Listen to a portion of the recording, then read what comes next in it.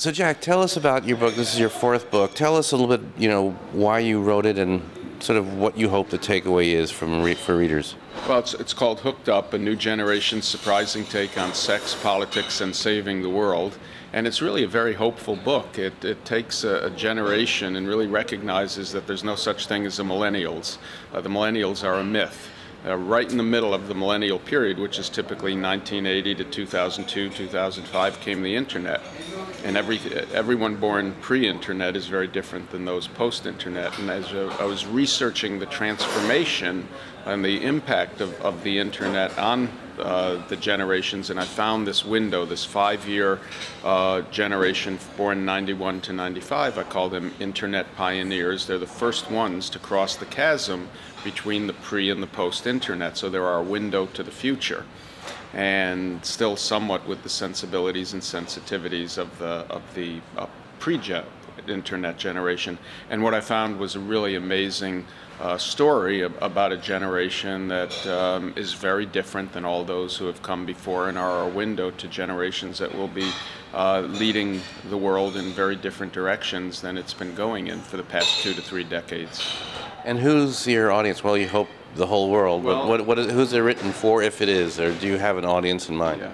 Well, it's really relevant to business people, to executives, to marketers, advertisers, media and entertainment executives, but it's also relevant to educators, to religious leaders, to politicians.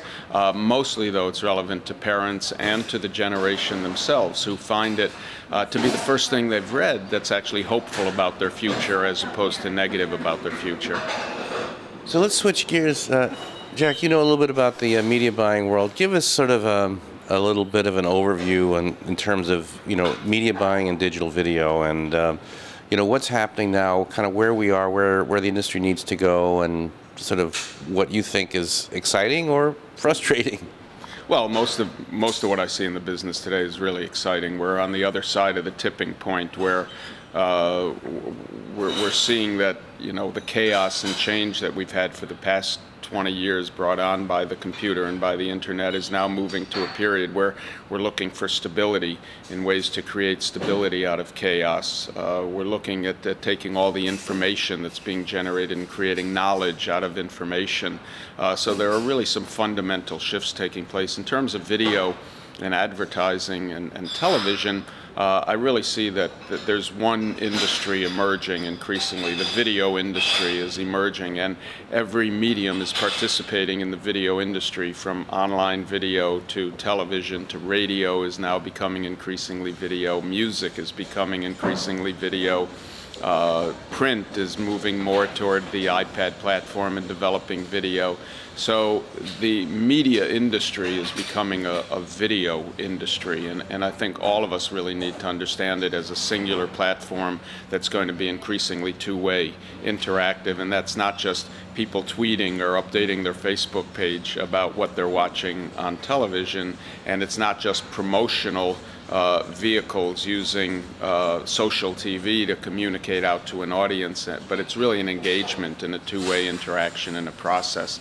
And that radically shifts the focus of advertisers and marketers.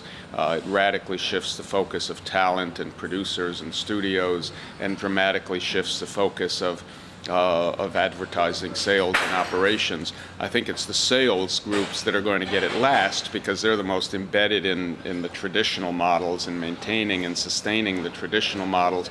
But I think we'll look back in 5 years and not even recognize the business that we have today. I think video syndication and video operational management, of being able to take video content and syndicating it out across multiple platforms.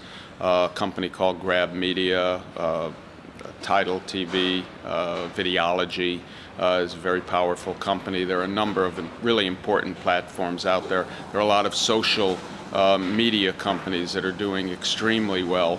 The challenge, I think, for all of these companies that are in the digital space is that there's 12,000 of them, if you look across all the platforms, and room for maybe 10% of that. So we're going to see a lot of consolidation and contraction.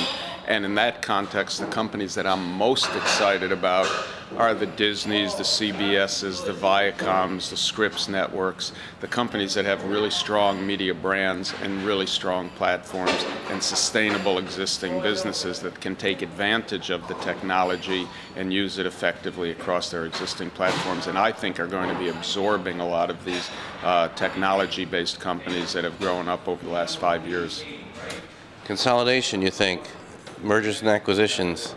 I think there's going to be over the next 36 months a tremendous number of consolidations and contraction. A lot of the VC-funded companies that, the VCs went in with 3 to 7 year windows for payout, and they're seeing the companies are not reaching the threshold that validates continued investment. So they're going to need to find ways to consolidate, or we almost have to see a contraction. If you look at the Lumascapes, the Terry Kowaj's Lumascapes, and you see 1,200 companies, and he'll tell you that's 10% of the number of companies out there. There's room for hundreds, not thousands, of companies in the various categories we're looking at.